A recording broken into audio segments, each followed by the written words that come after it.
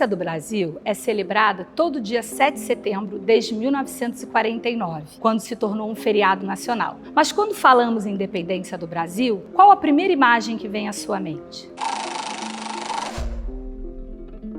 Certamente, o quadro Independência ou Morte, do pintor Pedro Américo Figueiredo e Melo, ocupa um lugar privilegiado quando pensamos nas imagens da independência do Brasil. A tela de Pedro Américo é muito famosa porque teve uma ampla circulação em cédulas de dinheiro, livros didáticos, selos e objetos comemorativos, sem falar de filmes, novelas e minisséries. Mas você sabe quando e por que o quadro de Pedro Américo foi pintado? Independência ou Morte é o item mais conhecido do acervo do Museu do Ipiranga. Ele está no nosso prédio antes mesmo do museu ser aberto ao público. O museu foi aberto ao público em 1895 e a tela foi instalada no Salão Nobre em 1894. Essa tela foi concebida para aquele prédio e o Salão Nobre foi concebido para abrigar essa tela ainda no período imperial.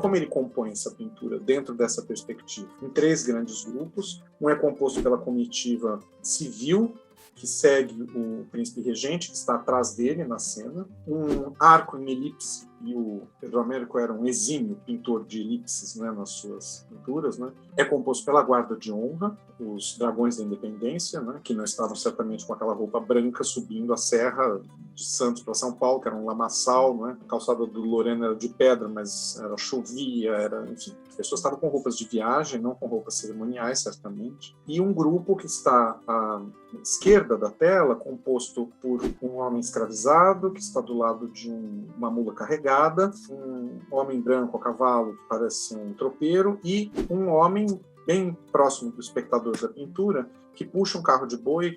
Esse grupo permanece ao lado, olhando a cena. Os 3 grupos, portanto, que configuram a cena de Independência ou Morte, estão claramente configurados, cada um com um papel na pintura, e certamente os 2 grupos que definem a cena, a comitiva, que está atrás do imperador e que aclama o grito dele, ele brada a espada, a guarda de honra, que contorna, digamos, a cena, que um dos cavaleiros bate a pata no riacho, né, para reforçar a ideia que estavam ali às margens do Ipiranga, e que, portanto, constroem essa cena de ruptura. 2 soldados arrancam os laços que simbolizavam a união dos 3 reinos e jogam no chão, ou seja, a ideia da ruptura está explícita nessa cena heróica, cuja composição é vastamente inspirada na pintura de cenas de história europeias, mas o que chama certamente a atenção também hoje, de nós espectadores, é que o povo assiste a cena sem participar. Mas por que políticos conservadores resolveram construir um monumento em homenagem à independência do Brasil na década de 1880, mais de 60 anos após a independência? Essa foi uma tentativa de exaltar a família imperial no momento em que as críticas à monarquia tomavam as praças públicas e as páginas dos jornais. As pressões políticas republicanas e abolicionistas cresciam. Assim, nada melhor do que escolher um artista reconhecido por seu talento para criar símbolos de um passado épico comum. Mas se a tela de Pedro Américo foi uma imaginação para exaltar a monarquia, o que foi a independência do Brasil? Pegando o caso específico, da independência do Brasil, nós temos que pensar que é um processo. Houve um acontecimento, que também não é um acontecimento isolado, que é a Revolução Liberal de 1820 de Portugal, porque ela está dentro de um contexto, isso também é importante a gente situar, da chamada Era das Revoluções. Você começa a ter a perspectiva de um novo tempo que está se instaurando, de um novo vocabulário que começa a ser usado.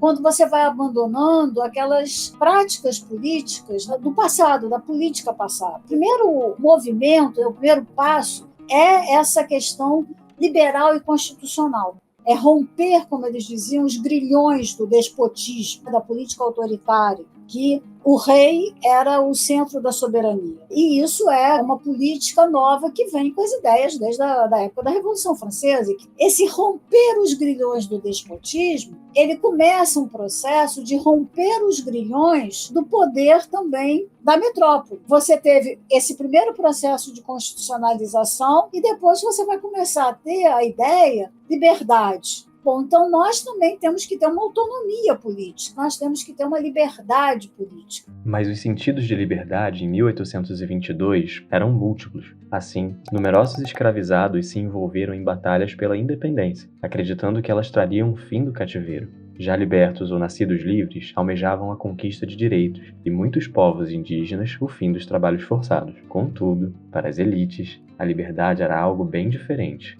e estava ligada ao jogo do poder. O fato é que a independência foi um longo processo que envolveu diferentes projetos políticos em disputa, entre eles aqueles que colocavam o povo na rua. Mesmo não tendo sido vitoriosos, esses projetos não podem ser esquecidos. Você teve vários desencontros, né, do que acontecia aqui, do que acontecia em Portugal, muitos debates, ameaças de vir de tropas, primeiro para Pernambuco, que chegaram aí, depois para o Rio de Janeiro, e isso foi provocando tensões. E essas tensões, eu não diria que acabam no célebre grito de independência ou morte, e sim em propostas diferentes, uma no Sudeste, que basicamente reúne Rio de Janeiro, São Paulo e Minas, o Norte e Nordeste, que é uma proposta de continuar unido a Portugal, Pernambuco, eles querem muito se ligar quem dera autonomia para eles. Podemos dizer que a independência não pode ser resumida só ao 7 de setembro. É como se fosse, de repente, tudo mudou, Dom Pedro tirou lá a espada, gritou independência ou morte e acabou a União. A tela de Pedro Américo não foi a primeira imagem a contar a história da independência. Em 1844, por exemplo, o artista francês François-René Moreau pintou o quadro Proclamação da Independência. A cena, sem identificação de lugar exato, traz Dom Pedro I rodeado de civis, mulheres e crianças, exaltando sua interação com o povo, construindo assim uma representação bem distinta da de Pedro Américo. Contudo, a disputa de narrativas visuais sobre a independência não se encerrou com o fim da monarquia em 1889. Durante a República, quando a independência completou 100 anos, o 7 de setembro foi comemorado com a Exposição Internacional de 1922, que aconteceu no centro do Rio de Janeiro. Um dos pavilhões foi o prédio do Museu Histórico Nacional, onde hoje se encontram as telas dos artistas que participaram do concurso de pinturas sobre a independência, promovido pelo evento. A pintora Georgina de Albuquerque trouxe o protagonismo feminino para a independência. Na cena, Dona Leopoldina preside a sessão do Conselho de Estado, sendo aconselhada por José Bonifácio a escrever uma carta a Dom Pedro, que estava em viagem a São Paulo.